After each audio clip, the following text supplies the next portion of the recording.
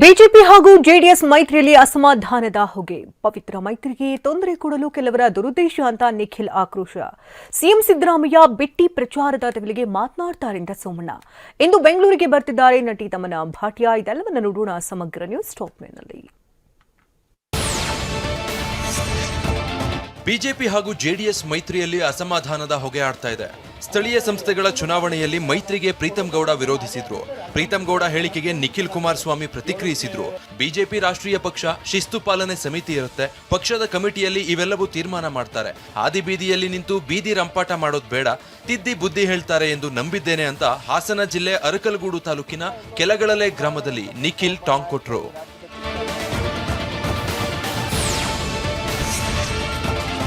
ಸ್ಥಳೀಯ ಸಂಸ್ಥೆ ಚುನಾವಣೆಯಲ್ಲಿ ಮೈತ್ರಿ ಬಗ್ಗೆ ನಮ್ಮ ಪಕ್ಷದ ವರಿಷ್ಠರು, ಬಿಜೆಪಿ ವರಿಷ್ಠರು ತೀರ್ಮಾನಿಸ್ತಾರೆ ಅಂತ ಸೂರಜ್ ರೇವಣ್ಣ ಹೇಳಿದ್ರು. ಡಿಸಿಸಿ ಬ್ಯಾಂಕ್ ಮತ್ತು ಸಹಕಾರ ಸಂಘದ ಚುನಾವಣೆಯಲ್ಲಿ ಜೆಡಿಎಸ್ ಮೇಲುಗೈ ಸಾಧಿಸಿದೆ. ಪ್ರೀತಂ ಗೌಡ ಹೊಸದಾಗಿ ಹೇಳಿಕೆ ಕೊಡ್ತಿಲ್ಲ, ಈ ಹಿಂದೆಯೂ ಹೇಳಿದ್ರು. ಬಿಜೆಪಿ ಮತ್ತು ಜೆಡಿಎಸ್ ಕಾರ್ಯಕರ್ತರು ಸಮನ್ವಯತೆಯಿಂದ ಹೋಗ್ತಿದ್ದಾರೆ. ಈ ಪವಿತ್ರ ಮೈತ್ರಿಗೆ ತೊಂದರೆ ಕೊಡಬೇಕು ಎನ್ನುವ ದುರುದ್ದೇಶ ಇದೆ ಅಂತ ಕಿಡಿಕಾರಿದ್ರು.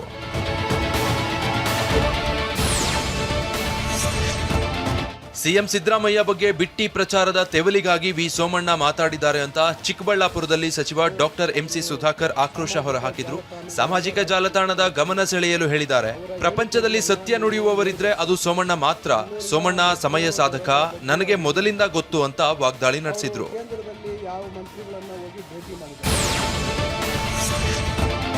ಮೂಡಾ ಕೇಸಲ್ಲಿ ಲೋಕಾಯುಕ್ತರಿಗೆ ಲಂಚ ನೀಡಲಾಗಿದೆ ಎಂದು ಸ್ನೇಹಮಯಿ ಕೃಷ್ಣ ಆರೋಪಕ್ಕೆ ಸಚಿವ ಕೃಷ್ಣ ಬೈರೇಗೌಡ ಸಿಡಿಮಿಡಿಗೊಂಡ್ರು.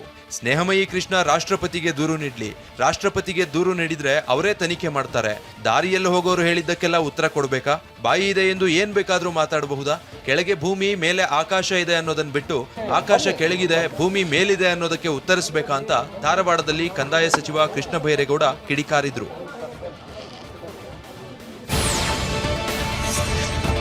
ಪ್ರಧಾನಿ ನರೇಂದ್ರ ಮೋದಿಯ ವಿರುದ್ಧ ಅವಹೇಳನಕಾರಿ ಬ್ಯಾನರ್ ಅಳವಡಿಕೆಗೆ ಬಿಜೆಪಿ ಕೆಂಡವಾಗಿದೆ.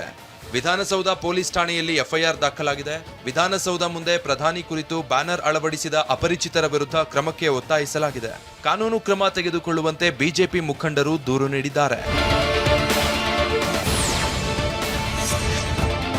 ಆಸ್ತಿ ತೆರಿಗೆ ಬಾಕಿ ಉಳಿಸಿಕೊಂಡ ಮಾಲೀಕರಿಗೆ ಜಿಬಿಎ ಬಿಗ್ ಶಾಕ್ ನೀಡಿದೆ. Greater Bengaluru authority show cause notice ಜಾರಿ ಮಾಡಿದೆ.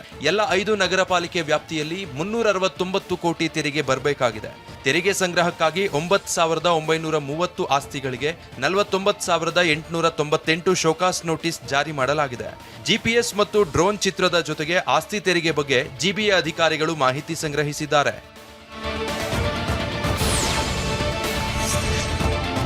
ಬಳ್ಳಾರಿಯ ತೆಕ್ಕಲಕೋಟ ಗೌಡ್ರಗುಡ್ಡದಲ್ಲಿ ಕಂಡುಬಂದ 5,000 ವರ್ಷಗಳ ಹಿಂದಿನ ಅಸ್ಥಿಪಂಜರ ತೀವ್ರ ಕುತೂಹಲ ಮೂಡಿಸಿದೆ.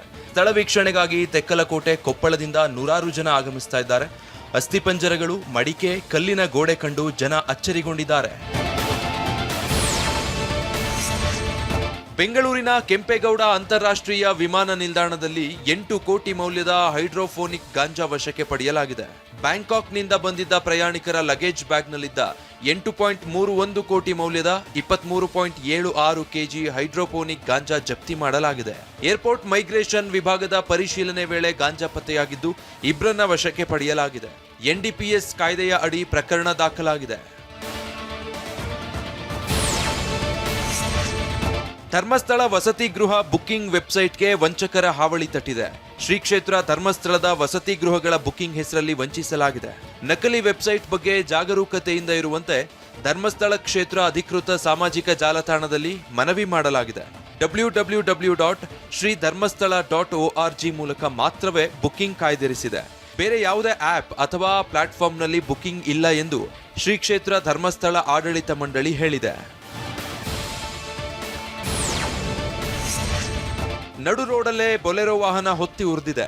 ಬಳ್ಳಾರಿಯ ಮೋತಿ ಸರ್ಕಲ್ ಸೇತುವೆ ಮೇಲೆ ಇಂಜಿನ್ನಲ್ಲಿ ಬೆಂಕಿ ಕಾಣಿಸಿಕೊಂಡು ಧಗಧಗಿಸಿದೆ.